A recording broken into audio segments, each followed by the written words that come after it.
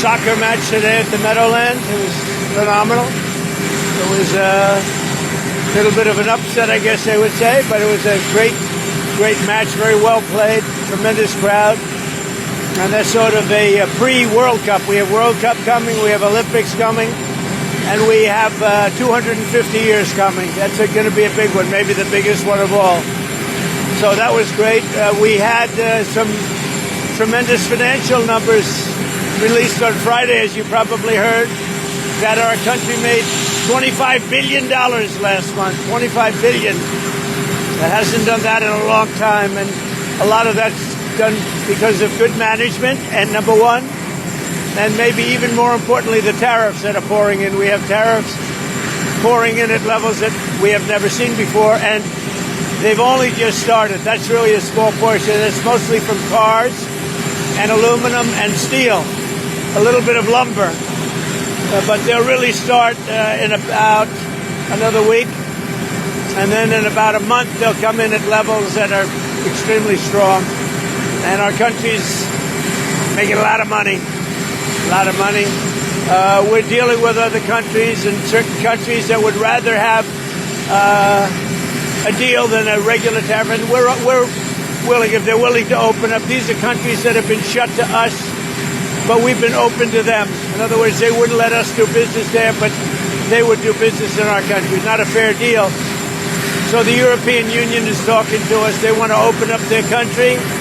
I would say Japan to a much lesser extent in terms of opening up their country. Japan, as you know, and we're very close to Japan, but they sell us millions and millions of cars a year. We sell them no cars because they won't accept our cars. And they won't accept much of our agriculture either. So, but they're all changing their ways very, very rapidly. South Korea wants to make a deal other than tariffs. Right now, as you know, they're paying a substantial tariff, but they want to make a difference. So some of these deals, maybe I'll change them and maybe I won't. But our country is making a lot of money for the first time in a long time, in decades. And that's the way it should be. We have a country that's, and I said it the other day to you people, we have a country that was dead. It was dead.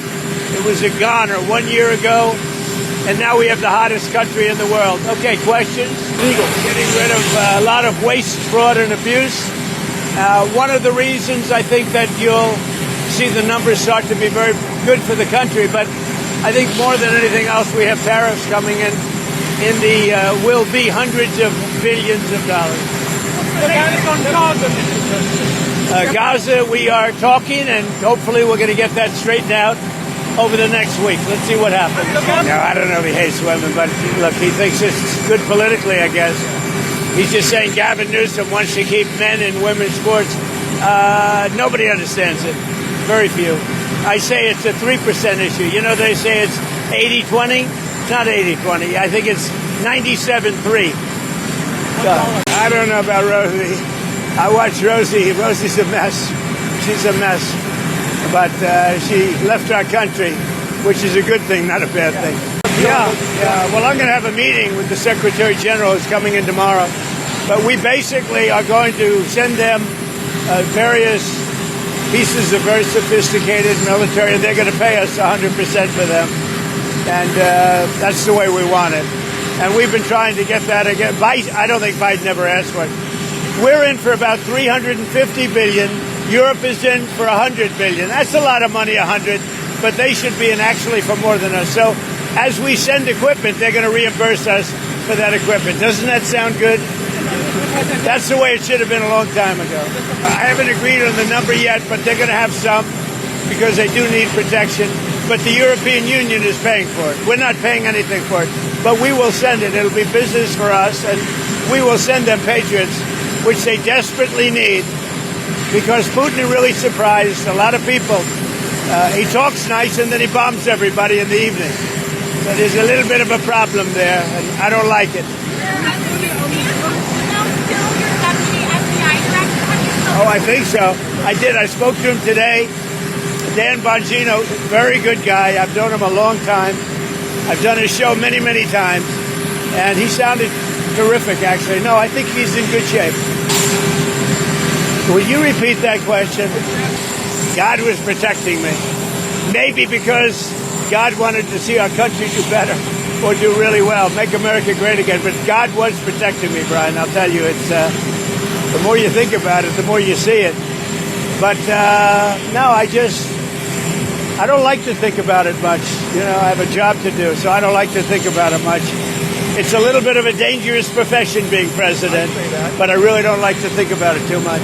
I think you're better off not thinking about it. And you were able to accomplish 20 promises so far. Yeah, and I think we've more than delivered. Thank you for saying that. But, you know, we made a lot of promises, and we've actually given a lot more promises than we even made. Yeah. And you add on that a tremendous success with the strike that we had, getting rid of nuclear weapons in Iran. That was a big, big strike.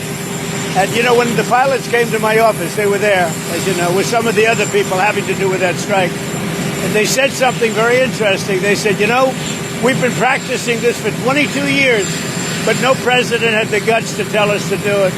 But this has been on our minds for many, many years, and we did it. And I would say from 0 to 10, with 10 being the best, that attack was a 15. Yeah, well, we're looking at that, and it could be a very big positive. I don't think for you, because you make so much money, it doesn't matter. But I think it's going to be a great incentive for a lot of people that really need money. So between that and Jerome Powell stepping down, that could really boost home sales. Well, I think if Jerome Powell stepped down, it would be a great thing. I don't know that he's going to, but he should. Jerome Powell's been very bad for our country. We should have the lowest interest rate on earth, and we don't. He just refuses to do it, and yet he's spending $2.5 billion rebuilding the Fed, the Federal Reserve building. And I don't know what he knows about building, but you talk about cost overrun. So he got this approved, and he started the work during the Biden administration. And he doesn't look like the kind of a guy, frankly, that wants to spend $2.5 billion. And it's very interesting because out of 71 economists, one person, me, and then one other person, I think from Wharton, got it right. And the others were all wrong in terms of the success of our country this quickly. We have no inflation. We have cash pouring in. It was me and somebody else. And I can tell you, I don't need 5,000 people working for me behind the scenes like Jerome Powell to tell him what he should say once a month. Because they got it wrong. The Fed got it wrong. I call him too late. He's always too late. Every point cost us $360 billion. Think of that. And we should be 3 points. That's almost $1 trillion. Approximately $1 trillion less we should be just with the signing of a piece of paper. So we'll see what happens. I mean, you're telling me he's going to quit. I hope he quits. I don't know that he's going to quit, but he should quit because he's been very bad for the country. We're going to see what we will see tomorrow, okay? We have the Secretary General. As you know, Europe has announced sanctions. But I am very disappointed with President Putin. You know, I thought he was somebody that meant what he said, and he'll talk so beautifully, and then he'll bomb people at night. We don't like that. Thank you, everybody. Thank you.